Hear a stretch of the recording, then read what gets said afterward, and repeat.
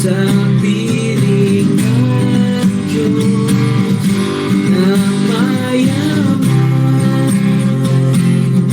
Kahit sa buhay na ito'y mahirap, ang kaulayaw ay usap sa lang. Walang sarili, pinahatian doon sa langit.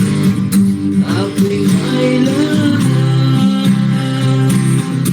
ako'y may bahay na di masisira doon sa langit.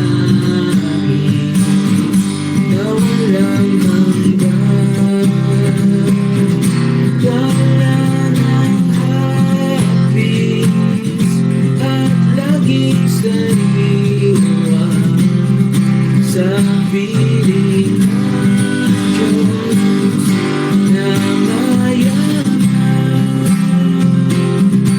Huwag maawa sa kalagayan ko, pagkat sa langit ang aking dugo.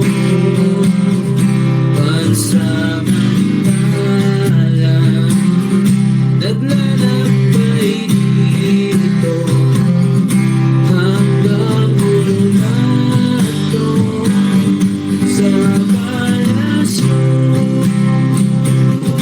Ako'y may bahay na di masisira doon sa langit na walang hanggan.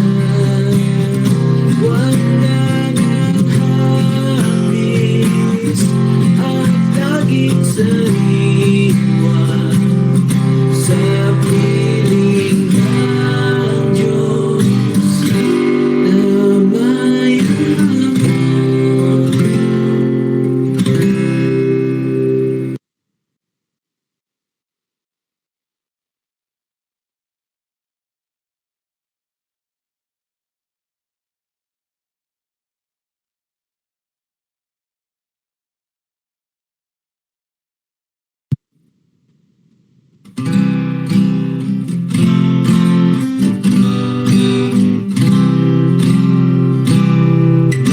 Isang lupaing kahinang na ngayon'y ating tinatanaw, at doon tayo'y hinihintay ang Ama nating mapagmahal. Bayan na kay dilag, magkakatipon tayo roon. Bayan na marilang na tahanan ng Panginoon. Awit natin ay di huhumpay sa tamis ng pagsasamahan. Ang papuri aalinaw-naw sa langit magpakailanman. Bayan na kay dilag, magkakatipon tayo. Bayan na marilang na tahanan ng Panginoon. Sa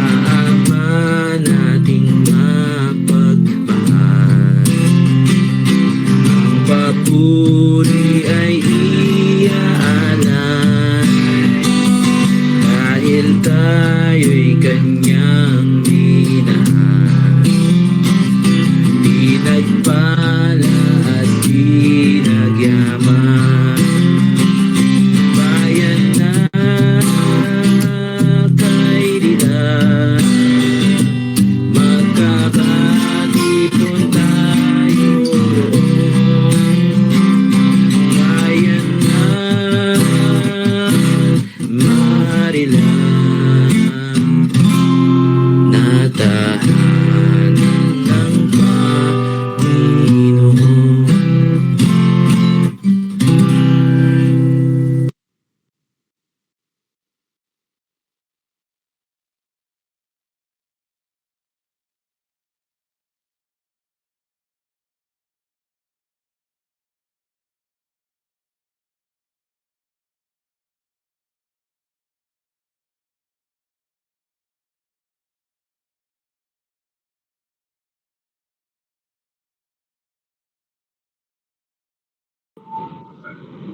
Ay, magandang gabi, mga kapatid. Rinig po ba ako? Malinaw po? Okay po, tayo po ay mananalangin. Ama namin, banal, dakila ka at makapangyarihan po sa lahat. Muli po, kami ay nagpupuri at muli ang aming pasalamat sa ganitong pagkakataon na pinagkakaloob nyo na kami ay magkatipon pagamat kami ay magkakalayo sa pamamagitan po ng internet. Patuloy po na biyayaan nyo kami ng magandang connection upang patuloy kaming makapag-aral at makapakinig po ng iyong mga salita. Sa kapatid po na yung gagamitin sa pagkakataong ito, patuloy po na ipagkaloob mo sa kanya ang iyong karunungan upang maihayag niya ng naayon sa iyong mga salita ang ibig mo pong iparating sa amin. At sa amin pong mga nakikinig, puspusin mo po ang aming espiritu upang maintindihan namin ang mga nais na ipahayag po ninyo sa amin. At patuloy po, Ama, na ilalapit din namin ang mga kapatid na nasa online. Kayo rin po ang magbalik ng pagpapala sa mga kapatid na nasa online, maging sa kanilang pamilya. At sa mga kapatid po na hindi po namin nakakasama sa mga ganitong pagkakataon, iniling din po namin na kayo pa rin po ang magbigay ng mga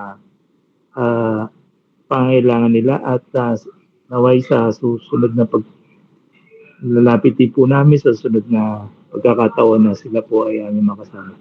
Patuloy, Ama, na pangunahan mo kami sa pag-aaral po ng iyong mga salita. Ito po ang aming salamat dalangin sa pangalan ni Kristo Jesus. Amen.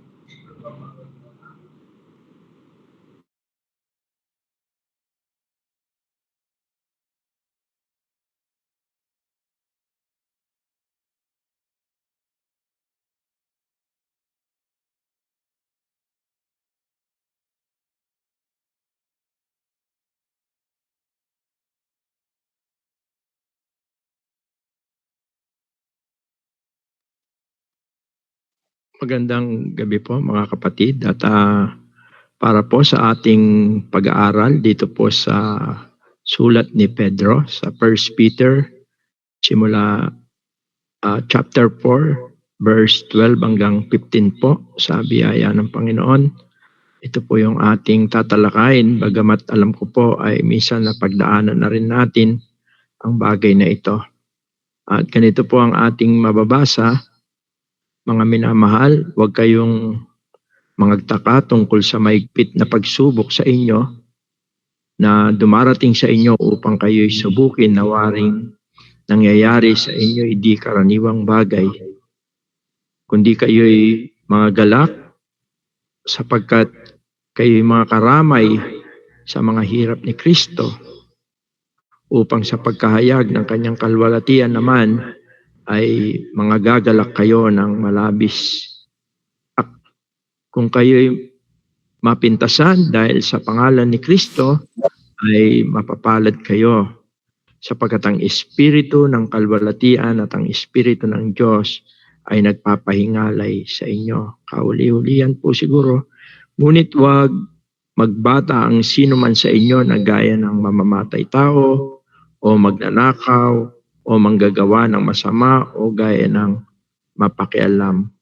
Pagpalain po ng Diyos ang pagkabasa po ng kanyang mga salita, at sa tulong at biyaya po ng Panginoon ay atin pong titingnan ang ilang mga katotohanan po na nakapaloob dito sa sulat ni Pedro.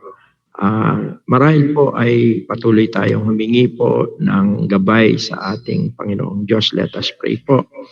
Ama, salamat po sa patuloy na pagkakataon na ibinibigay mo po sa amin bilang isang iglesia, na kami po ay makapagpatuloy sa pag-aaral sa iyong mga salita.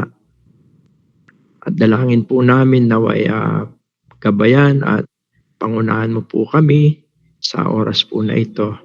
Salamat po sapagkat bagamat kami po ay magkakaiwalay pisikal, pinagbubuklod mo po ang aming mga puso, ang aming mga kaisipan sa kapangyarihan po ng Espiritu Santo. Pagpalain mo po ang bawat kapatiran, pagpalain mo po ang bawat tahanan, at ang lahat po ng ito ay amin pong samod dalangin sa makapangyarihang pangalan po ng iyong bugtong na anak na si Jesus. Amen. Hindi po kaila sa atin na ang sulat ni Apostol Pedro ay naka-address sa mga mananampalataya sa kanilang panahon na dumaranas po ng mga pag-uusig, mga pagsubok, mga kahirapan sa kanila pong buhay bilang isang Kristiyano. At sa bahagi pong ito, kung babalikan po natin, yun doon sa talatang 12, maliwanag po na binibigyan diin ni Apostol Pablo ang mga katotohanan na ang bawat tunay na Kristiyano, yun po yung pong mga minamahal po rito ay walang iba po kundi ang mga mananampalataya, ang tinutukoy po ni Apostol Pedro. Inaddress po niya sapagkat una po, bagamat sila po magkakalayo, pinapaabot ni Pablo yung kanyang damdamin, yung kanya pong pagmamalasakit sa kanila, marahil sa pamamagitan ng iba't ibang kaparaanan ng kanyang panalangin, at ganun din nito pong kanyang sulat, sapagkat ang sulat po na ito ay tunay na nagdadala ng maraming mga katotohanan at kagalakan at pagpapala sa kabila ng mga pagsubok at mga pag-uusig na nararanasan po ng mga naunang Kristiyano. Kaya yung mga minamahal dito po ay pinapakita ni Pablo ni Pedro na marami po na nagmamalasakit sa bawat kapatiran. Maaring kung minsan hindi nila ito nadarama sa ibang kaparaanan, o ang minsan ang kaaway, ang dyablo ay gumagawa rin na tila parang nag-iisa tayo sa mga panahon ng mga pagsubok po natin. At sa pagkakataong ito ay pinapakita ni Pablo na mayroong mga nagmamalasakit sa kanila, at isa na po si Apostol Pedro, kaya inaddress niya po yung mga minamahal. Pangalawa, makikita rin natin yung sinabi niya na huwag kayong mangagtaka tungkol sa mahigpit na pagsubok. Pinapaalala rin ni Apostol Pedro na sa buhay Kristiyano po ay kasama po ang dumanas tayo ng mga paghihirap o ng mga pagsubok sa buhay. Maliwanag po na sinasabi ni Pedro, huwag kayong magtaka. Sa English nga ginamit niya, beloved, do not be surprised. Yung salita pong surprise. Although ang mas lalong binibigyan diin ni Pedro sa sulat po niya na ito, ang kanyang inaalala ay lalo na po yung mga bago-bagong mga mananampalataya. Sapagkat ang mga bagong mananampalataya, maaring maging malaking katanungan sa kanila ang katotohanan po na bakit sa kabila na sila ay nasa Panginoon na, sumampalataya sa Panginoon, tumanggap na sa Panginoon, ay bakit nararanasan po nila ang bagay na yan. Sapagkat minsan sa mga bagong mananampalataya, iniisip nila na dahil sila po ay nasa Panginoon na, hindi na po sila magdaranas ng mga paghihirap. Yun ang isang bagay na gusto ring ipakita ni Pedro. At hindi lang din sa mga bago-bagong mga Kristiyano noong panahon na yon, maging sa mga matagal ng Kristiyano. Pagkat kung minsan hindi lamang naiisip ng mga Kristiyano pagka sila'y nasa mga matinding pagsubok na sila'y nag-iisa. Kung minsan ay nagkakaroon din sila ng katanungan. Bakit nangyayari sa kanila ang mga bagay na ito? Subalit dapat nilang malaman na sa buhay Kristiyano ay bahagi ang tayo ay dumanas ng mga paghihirap, ng mga pagsubok sa buhay po natin. Kaya nga sabi niya, huwag kayong magtaka, do not be surprised.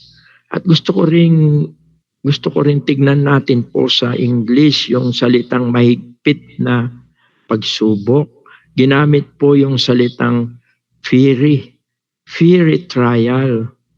At alam niyo po yung fiery trial, ito po ay tumutukoy. Ang ginamit po na salita po sa Grego yung phyrosis. Yung fiery trial, sa Greek word po ay phyrosis. Literally means a burning or smelting process. Ito ay isang matinding apoy na lumulusaw sa pamamagitan ng proseso. At ang layunin ng fiery trial o yung apoy, lalo na sa mga ginto at mga pilak, ay para ito ay i-refine, no? Not to destroy. Hindi para ito'y lusawin at masira, kundi ito ay i-refine o patingkarin. Tulad ng ginagawa ng sa mga ginto at pilak. Lalo na yung mga ito po ay mga precious metal, no? Ang Diyos ipinapahintulot po niya ang pagsubok to purify our faith.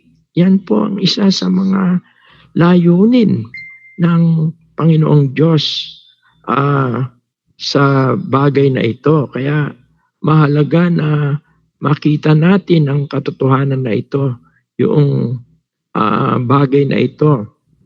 Ibig sabihin ito, dahil ito ay isang metaphor, isang pag-alintulad ng mga nararanasan natin. Minsan ang mga pagsubok ay painful. Ibig sabihin ay minsan hindi natin makayanan na paghihirap. Mabigat na pinagdadaanan. Yun yung ibig sabihin ng fiery trial. At kung titignan natin, sinasabi roon, kung babalikan natin yung ating pinag-aaralan, ang sabi doon sa chapter 4 verse 12, sabi niya, mga minamahal, huwag kayong magtaka tungkol sa maigpit na pagsubok sa inyo na dumarating sa inyo upang kayo'y subukin.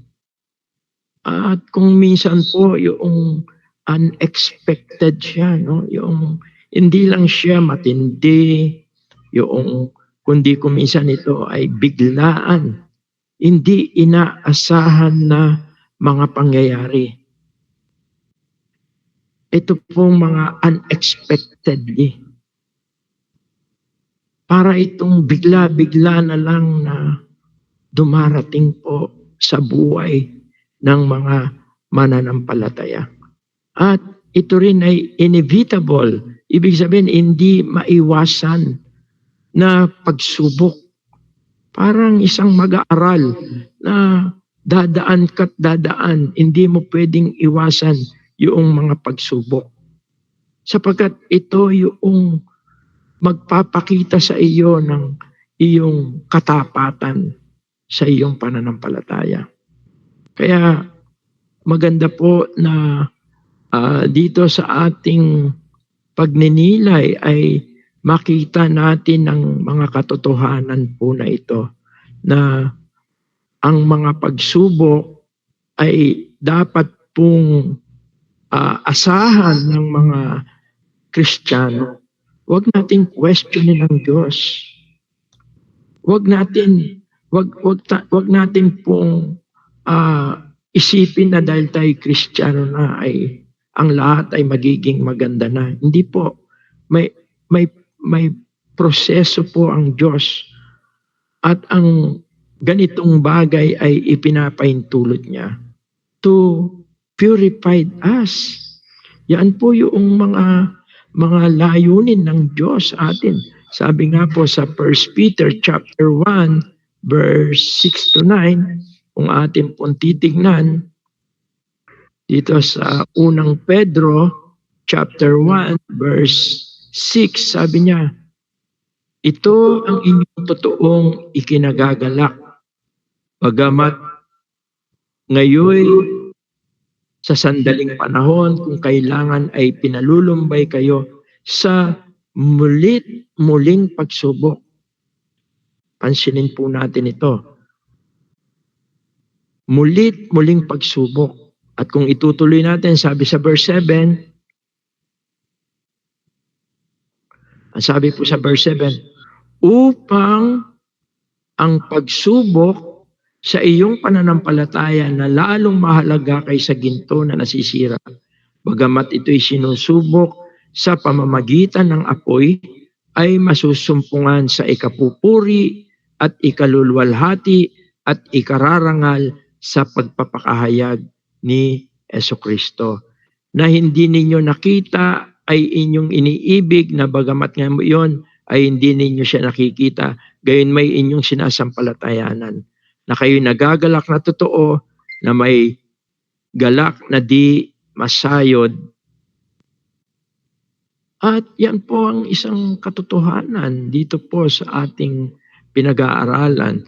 At dito sa verse 9, ang sabi niya, sa verse 9, na inyong tinanggap ang layunin ng inyong pananampalataya, ang pagkaligtas ng inyong mga kaluluwa. Mayroon pong layunin na maganda ang Diyos. Bakit po tayo, mga mananampalataya, ay pinapaintulot ng Panginoong Diyos na maranasan natin ang mga iba't ibang mga kahirapan sa buhay na ito bilang mga tunay na mananampalataya, upang palaguin, palakasin, at lalong maging pure yung ating pong pagtitiwala sa Panginoong Diyos. Alam ng Panginoon na kung matututo po tayong magtiwala sa Kanya, ay lalo pong titibay ang ating pananampalataya, at lalo po mararanasan ng mga mananampalataya ang kapangyarihan ng Diyos. Sapagkat sa pagtitiwala sa Panginoon, At natututo rin natin na makita ang ating mga lapses, yung mga weakness, yung mga kainaan natin. At yan yung mga dahilan ng mga pagsubok sa ating pong mga pananampalataya. Para tayong ginto, ang sabi doon sa verse 7 ng 1 Peter chapter 1, tayo ay dinadarang yun yung fury. Comes from doon sa word na melting process of God. Kumbaga ay tinutunaw ng Diyos, tinatanggal ng Diyos yung mga dumi sa buhay natin. At yung dumi po na yun yung mga pagkukulang natin, yung mga kahinaan natin. Yun po yung mga bagay na sinisikap natin na sa ating buhay, bagamat ito ay hindi nakalulugod sa Panginoon. Ito po yung mga tinatanggal. Kaya maganda po pagka may mga dumaranas tayong mga pagsubok. Ang maganda po, wag natin questionin ang Diyos, bakit ako? Kundi ang maganda pong tanong ay, anong plano mo, Panginoon? Sapagat lagi pong may magandang plano ang Panginoon.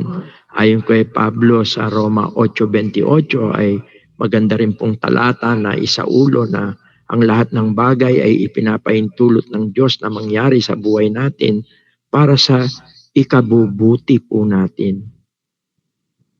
At ang mahalaga, makita rin natin na ang Diyos ang siyang may control. At hindi lang po, kung babasahin natin doon sa verse 17 hanggang verse 18, dito po sa pinag-aaralan natin, dito sa 1 Peter. Pero hindi lang po minsan para sa atin, individual, no? Kundi ito rin po ay paglilinis sa iglesia. 17 to 18, sabi niya, sapagkat dumating na ang panahon ng pasimula ng paghukom sa bahay ng Diyos. Ano po ang tinutukoy dito na bahay ng Diyos? Ito po ay walang iba kundi ang iglesia. At kung mauna sa atin, sabi niya, ano kaya ang wakas ng mga hindi nagsisitalima sa ebanghelyo ng Diyos? Ang tinutukoy po rito yung paglilinis, yung mga pagsubok, yung mga paghihirap. Kung ang iglesia ay dumaranas ng mga paghihirap, mga pag-uusig, sabi niya, ano pa kaya ang wakas noong mga hindi mga Kristiyano? At sabi sa verse 18, at kung ang matuwid ay bahagya ng makaliligtas, ang masama at ang makasalanan ay saan kaya magsisiharap? Kung minsan po, ang mga pagsubok natin sa buhay ay hindi lamang ito nakakatulong sa individual, sapagkat ang paglago ng bawat isa ay isang pagpapala sa isang iglesia. Kaya inialin tulad dito, sinabi rito sa talata ng 17 at 18, kung tayo na mga tunay na mananampalataya, kung ang bahay ng Diyos, tayo po ang tinutukoy roon. Kung tayo ay dumaranas tayo ng paghihirap, mga pagsubok, what more pa kaya yung mga hindi mananampalataya? Pinanggit po niya rito yung bahay ng Diyos. Ang ibig sabihin, bahagi ang iglesia sa mga pagsubok na nararanasan ng bawat Kristiyano. At kung minsan sa ganitong mga pagkakataon, pagka may mga suliranin, ang bawat isa ay taimtim na dumadalangin. Kaya napakahalaga sa Book of Acts, pero mga problema ang church ay nagkakaisa sa prayers. Maraming nananalangin. At yun ay isang napakaganda po na panuntunan ng isang kapulungan sa ating iglesia. Kaya once na mayroong mga matinding pagsubok, hindi po kaila sa inyo na sa mga nagdaang panahon kami dumaan ng mga sari-saring pagsubok din. Bagamat hindi man ako personal sa aking mga mahal sa buhay, ang mother ko, ang pamangking ko. Pero ang lahat ng yan ay idinulog namin sa Panginoon. At ang laking pasasalamat namin sa mga kapatiran sa Valenzuela, sa Nueva Ecija at sa mga iba pang mga kapulungang Kristiyano ay humingi ako ng panalangin. At ako'y naniniwala na yun ay sapat para malagpasan namin ng mayroong kapayapaan. At ang pagsubok natin sa buhay ay minsan bahagi yan ng ating pamumuhay Kristiyano. At yan ay pinupurify tayo. Ililinis tayo ng Diyos. Kaya maganda po pag may mga pagsubok, magninilay-nilay tayo.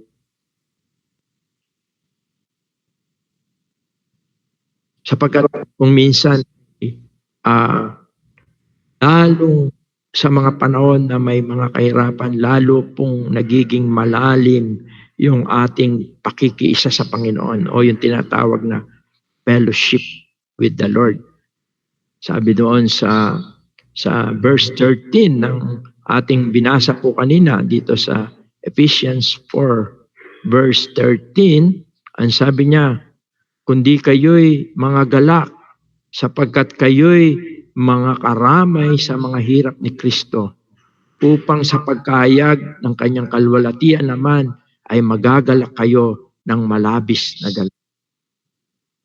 Napakaganda po. Sabi niya sa English, but rejoice in so far as you share Christ's suffering, that you may also rejoice and be glad when His glory revealed.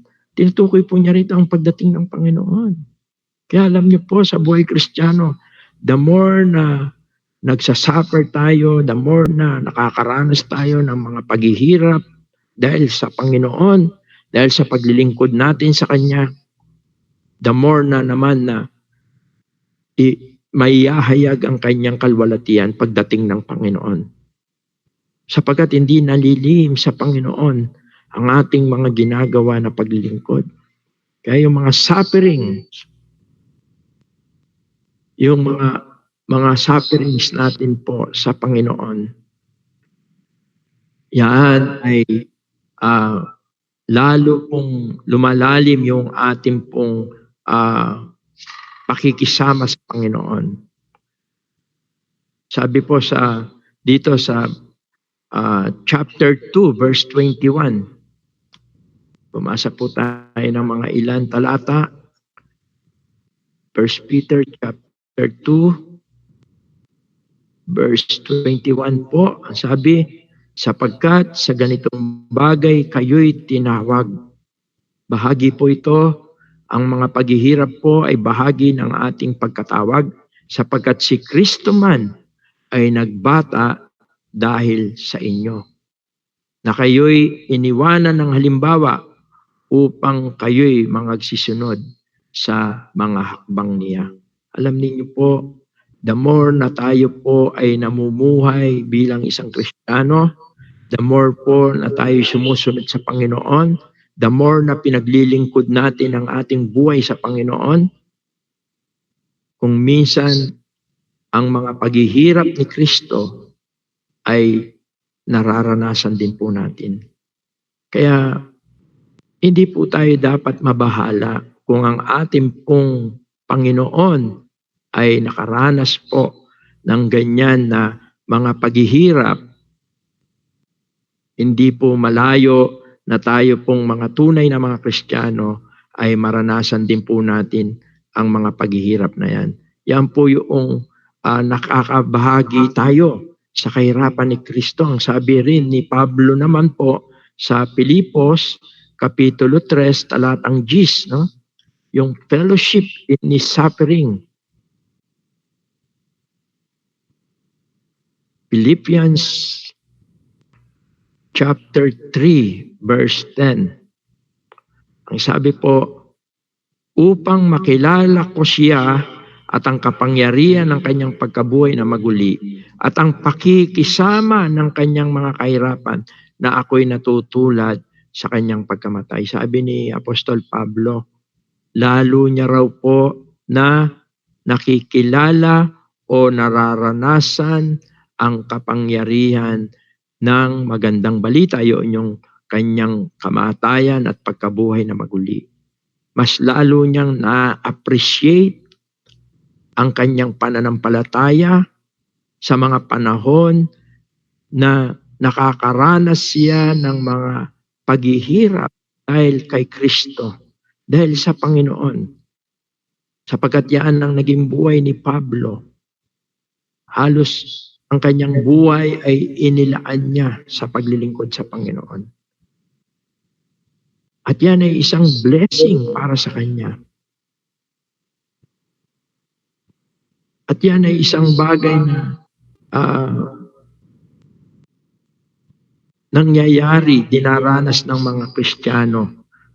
Kaya po ang paglilingkod sa Panginoon is hindi po siya yung pagkayong komportable lang po tayo. Kung minsan, mas lalong nalulugod ang Panginoon pag lumalabas tayo doon sa tinatawag na comfort zone. Hindi yung ang paglilingkod po sa Panginoon, hindi pagka yung may panahon ka lang. Hindi ang paglilingkod sa Panginoon, hindi yung kung saan komportable ka lang. Kung minsan po, ang tunay na paglilingkod sa Panginoon ay doon ka makararanas noong mga sufferings. At yung sufferings na yon ay pakikisama, fellowship.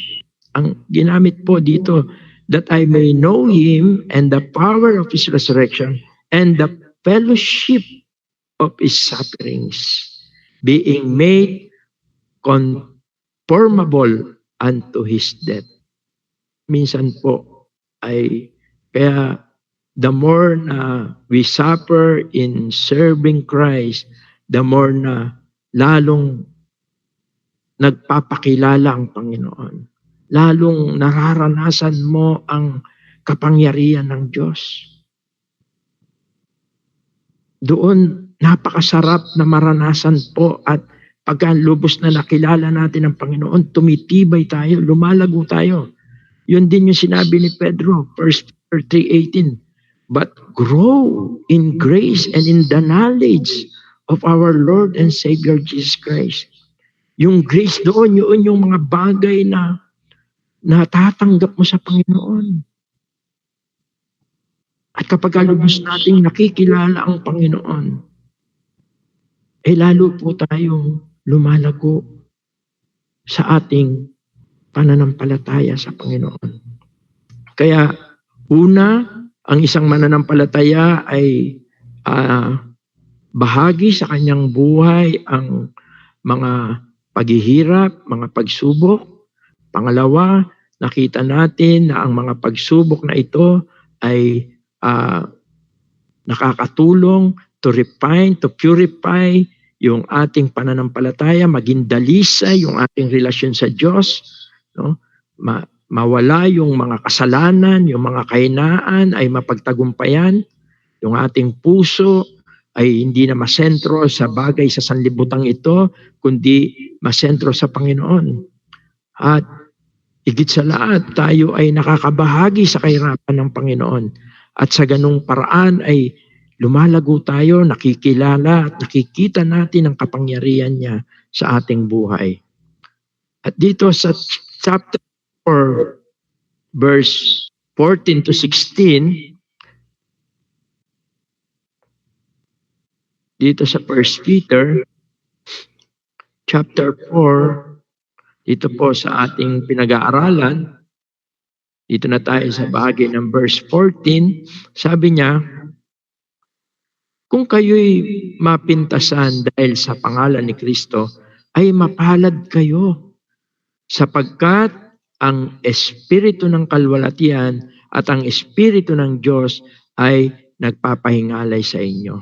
Sabi niya, if you are insulted, o dito sa ibang reproach, if you are insulted for the name of Christ, you are blessed because the Spirit of glory and of God rests upon you. But let none of you suffer as a murderer. Mamaya itutuloy po natin yan, pero gusto ko munang makita natin ang isang Kristiyano ay mapalad kapag siya po ay dumaranas ng mga paghihirap dahil sa Panginoon.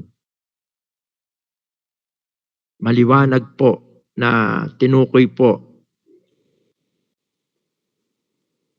At yan po ay isang katotohanan. Ito po ay isang kamangha-mangha. At hindi po natin dapat ikahiya o hindi natin dapat ikalungkot.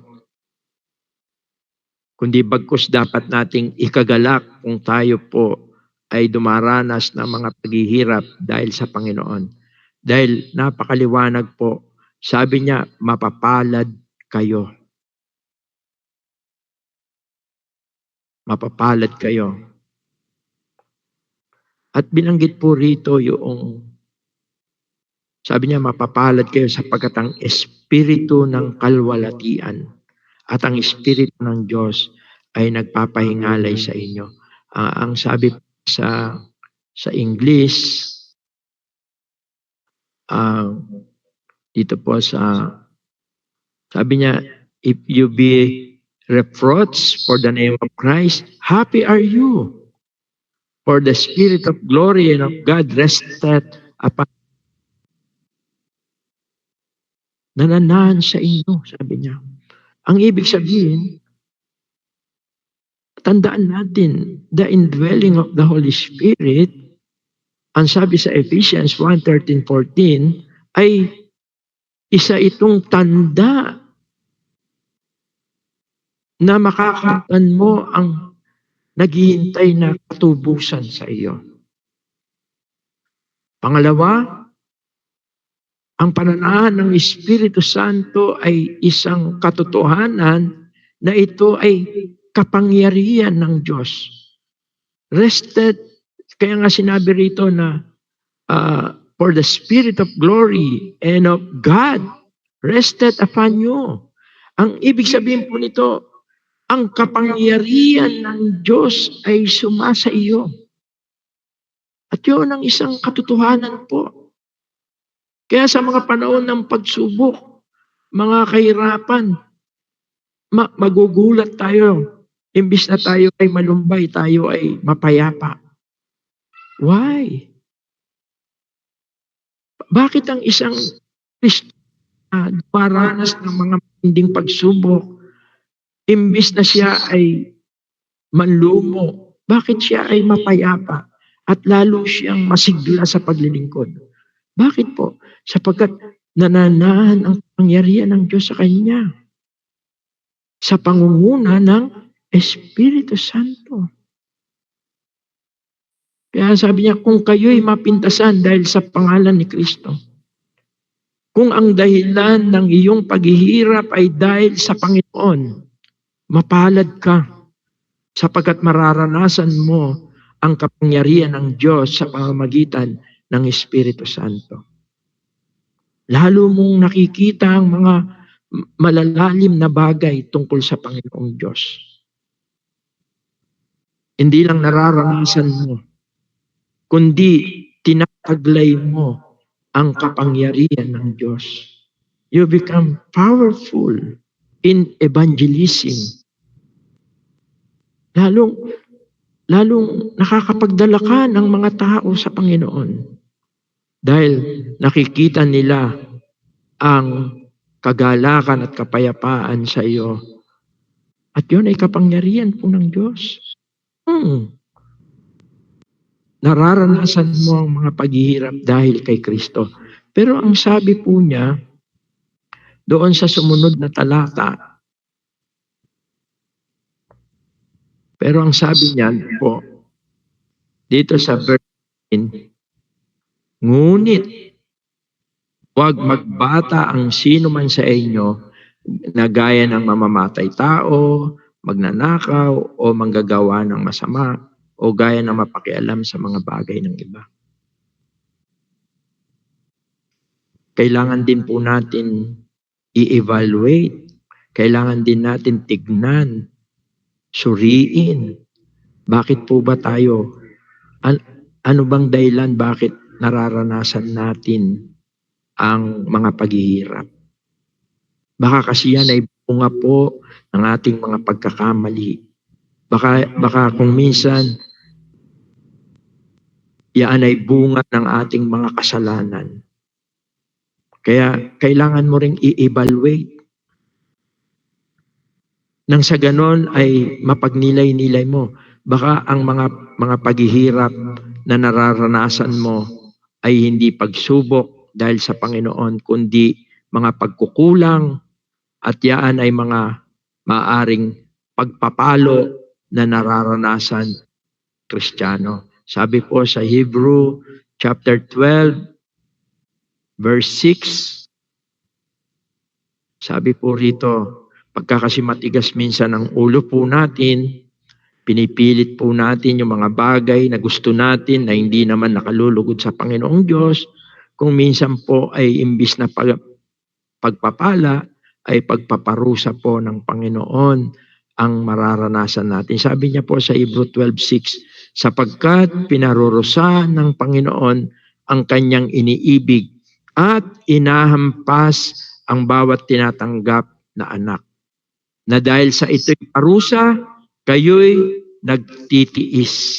Inaari kayo ng Diyos na tulad sa mga anak, sapagkat alingang anak ang hindi pinarurusahan ng kanyang ama. Meron pong dalawang katotohanan po dito sa bagay na ito. Maaring yung pong mga sufferings na dinaraanan natin, maaring yan ay mga pagpapalo po ng Panginoon. Pansinin po natin yung mga salitang ginamit. Parusa, hinahampas, po ay nangangahulugan ng mga pasakit din. Pero hindi po ibig sabihin niya na tayo po ay sabihin natin kinamumuhian ng Panginoong Diyos. Hindi po. Katunayan, yung pong pagpapalo ay pag-ibig po ng Panginoon po yan sa atin. Dahil gusto niya marahil na ituwid natin yung sarili natin. Parang tayo po na mga magulang, o kung tayo magulang sa ating mga anak o sa ating mga mahal sa buhay, no? Minsan, kinakailangan po natin silang paluin. Kailangan natin silang disiplinahin. Lalo na po kung hindi na po tama yung kanilang ginagawa at pinipilit nila yung sa kanila. Alam natin na sila'y mapapahamak sa bagay na yon. Kung minsan ganyan din po ang Panginoong Diyos. Pero ang maganda, yaan ay tanda na tayo po ay mga tunay na anak ng Diyos. Kasi kung hindi ka tunay na anak ng Diyos, hindi mo mararanasan yung chastisement o yung pagpapalo. Subalit, ang maganda po, dapat kilalanin natin ang ating mga pagkakamali. Kaya yung panahon ng mga pagsubok, mga problema sa buhay, kung ano-ano man po yan, yan ay panahon ng pagninilay, pananalangin, pagninilay, paghingi ng tawad kung sakaling sa mga nagdaang panahon, tayo ay hindi naging tapat sa Panginoon, tayo ay naging matigas ang ulo. Kung ikaw ay tunay na anak ng Diyos, ikaw ay kanyang itutuwid. At napakadali po mahabagin ng Panginoon. Kailangan lang tayo po ay humingi ng tawad. Kaya nga, dito sa pinag-aaralan natin, ang mga paghihirap, minsan po ay hindi siya bunga ng pagsubok, kundi ito po ay minsan ay bunga ng ating mga pagkakamali. Maliwanag po yan dito sa talatang 15, dito sa 1 Peter chapter 4. Sabi niya, ngunit huwag magbata ang sino man sa inyo na gaya ng mamamatay tayo. Mga kasalanan po yung binanggit po rito. Kaya ngayon po sa ating pagwawakas, maliwanag po na sa buhay Kristiyano, kabahagi po sa buhay natin ang mga pagsubok, ang mga sufferings, lalo-lalo na po dahil sa ating pananampalataya sa Panginoon. Sapagkat sa mga panahon ng pagsubok, yan po yung panahon na ang Diyos po ay dinadalisay niya yung ating pananampalataya. At sa mga panahon din po ng mga paghihirap po dahil sa Panginoon, sa ating paglilingkod at sa ating mumuhay bilang isang Kristiyano, nakakabahagi po tayo sa kahirapan ng ating Panginoon. At mayroon din naman na nakahandang kalwalatian na naghihintay sa bawat isa po sa atin. Nararanasan po natin ang kapangyarihan ng Diyos sa buhay po natin.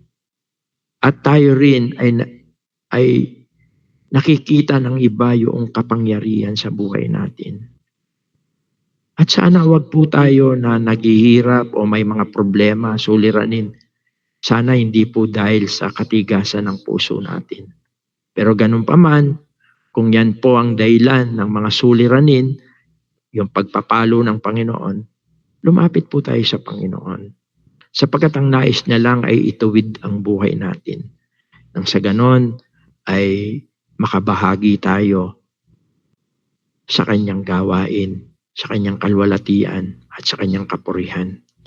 Kaya kung mayroon man po sa atin na mga dumadaan ng pagsubok sa mga sandali pong ito, at asahan natin na may darating paulit-ulit kung minsan po ang mga pagsubok. At nawa ito'y maharap natin ng may katalinuhan, ng may kagalakan, nang sa ganon, ang mga pagsubok po na ito ay tunay po na maging pagpapala sa bawat isa po sa atin. At kung sakali na dahil sa mga pagkakamali tayo pinapalo ng Panginoon, lumapit po tayo sa Kanya ng may mababang puso. Humingi tayo ng tawad, patulong tayo sa Kanya na tayo mamuhay ng kaaya-aya at kalugod-lugod sa Kanyang harapan. Let us pray po. Ama, salamat po sa gabing ito. Salamat po, tulad po ng mga unang Kristiyano, alam po namin na ang bawat isa po amin ay hindi po ligtas sa anumang mga pagsubok. Subalit salamat po, liwanag ng iyong mga salita. Nakita po namin ang mga katotohanan, kalakip ng mga paghihirap at pagsubok na aming nararanasan, bunga po ng aming pananampalataya, bunga po ng aming pagsunod, bunga po ng aming paglilingkod. Naway masumpungan mo kami na ang mga kahirapan na aming dinaranas ay pakikibahagi sa kahirapan ng aming Panginoon. Kung sakali man po na ang mga problema na naharap namin sa buhay namin ay bunga ng aming pong mga pagkakamali, bunga ng aming mga kasalanan, patawarin mo po kami. Nang sa ganun po ay malagpasan namin ang mga pagpapalo mo at magdala po ito ng pagsisisi at babalik loob sa iyo. Salamat po. Ang lahat po ng ito, O Diyos, ay aming amod na langin sa makapangyarihang pangalan po ng iyong bugtong na anak na si Jesus. Amen. Good evening and God bless po sa bawat isa na marahil ay kung may mga katanungan po tayo bago po tayo dumako sa ating prayer meeting.